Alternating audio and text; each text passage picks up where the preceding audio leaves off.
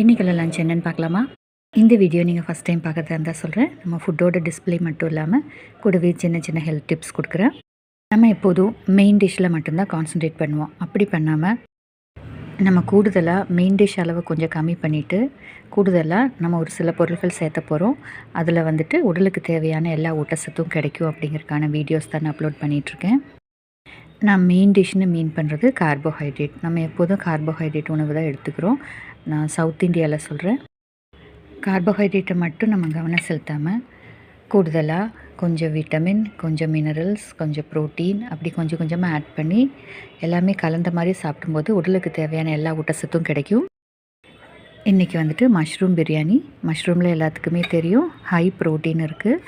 இந்த சாப்பாடுலேருந்து நமக்கு கார்போஹைட்ரேட் கொஞ்சம் கிடைக்கும். கொஞ்சமாக கஞ்சி வடித்த சோறு.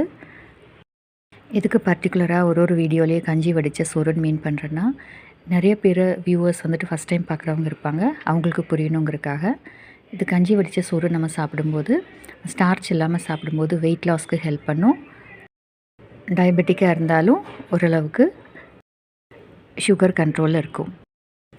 இது கூடவே மீன் குழம்பு. இது நேற்று வச்ச மீன் குழம்பு மண் பாத்திரத்தில் வச்சுட்டு எவ்வளோ பேர் எப்படி சாப்பிட்ருக்கீங்க? மீன் குழம்பு செஞ்சு அன்றைக்கி சாப்பிடாமல் அடுத்த நாள் சாப்பிடும்போது ஒரு தனி டேஸ்ட் இருக்கும். உங்களுக்கு எத்தனை பேருக்கு இந்த பழைய மீன் குழம்பு பிடிக்கும்னு கமெண்ட்டில் சொல்லுங்கள். கூடவே ப்ரோட்டீனுக்காக மீன்.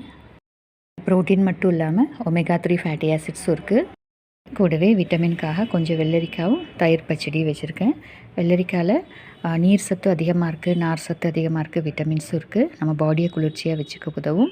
இது ஸ்கின் ஹெல்த்துக்கும் ஹேர் ஹெல்த்துக்கும் ரொம்ப நல்லது வெள்ளரிக்காய். தயிரில் கொஞ்சம் கால்சியம் இருக்குது, ப்ரோபயோட்டிக் பாக்டீரியா இருக்குது, வெங்காயத்திலேருந்து ஆன்டி ஆக்சிடென்ட்ஸ் இருக்குது, நோய் எதிர்ப்பு சக்தி அதிகரிக்கும், உடம்பை குளிர்ச்சியாக வச்சுக்கும். இந்த வீடியோ உங்களுக்கு பிடிச்சிருந்தா சப்ஸ்கிரைப் பண்ணிவிட்டு பாருங்கள். அப்போ நான் அடுத்தடுத்து போடுற வீடியோஸ் உங்களுக்கு நோட்டிஃபிகேஷனில் வரும். தேங்க்யூ. தேங்க்ஸ் ஃபார் வாட்சிங்.